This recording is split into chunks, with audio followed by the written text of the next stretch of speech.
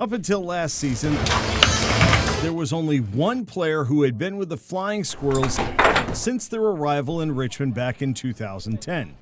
Catcher Eliezer Zambrano played in just 5 games that first season, but spent all or parts of the next 7 summers on the Boulevard.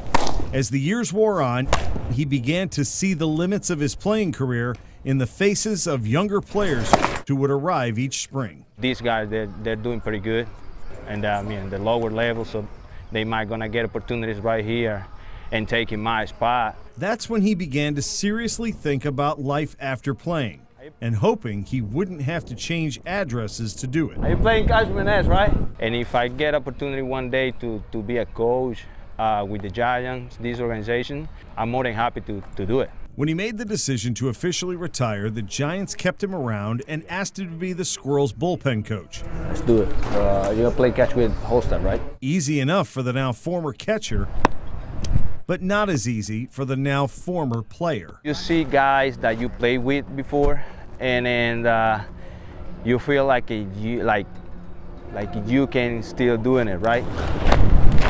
He probably still felt like he was a player. It takes a little while for that player to get out of your system. We just up a little bit. But Zambrano soon accepted his new role with the Squirrels. As their bullpen coach, he's responsible for scouting reports, including watching video of the opponent's hitters and what their tendencies might be. He also warms up that night's starting pitcher and gets them as ready as possible for that night's outing. He knows a lot more about this game than just catching, and I can see his future being a really good manager someday. For now, he's more than happy to just be a good coach. It's pretty different when you're feeling, right? Especially here in Richmond. Zambrano is originally from Venezuela, and while his wife and daughters live with him here, he has a father, brother, and sister who still live in his hometown of Valencia, about 2 hours away from the capital in Caracas. I'm lucky because I'm talking to them at least 4 days a week. Recent images from Venezuela have shown America what Zambrano and his countrymen already know about the dire situation playing out in a country searching for freedom. Sometimes they don't have power for at least 18 hours a day, something like that. They just get power for three hours. Zambrano's father owns a small business in Valencia and has a travel visa to visit the States, but Zambrano's sister does not. Getting one from the U.S. Embassy can be a challenge.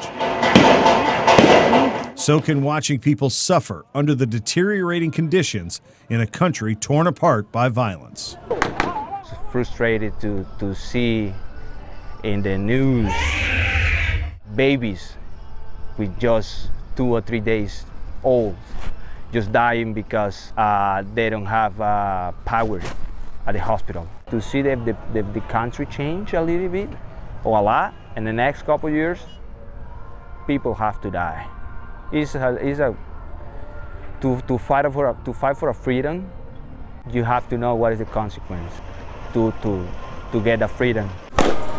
Still, he comes to the park each day with a job to do, trying to put all of that in the back of his mind, at least for a few hours. He has the ability to somehow not show the emotions of what's going on in his country with his family. He comes out, he does his work, and I respect him for that. We see them compete, but there's always more to their story.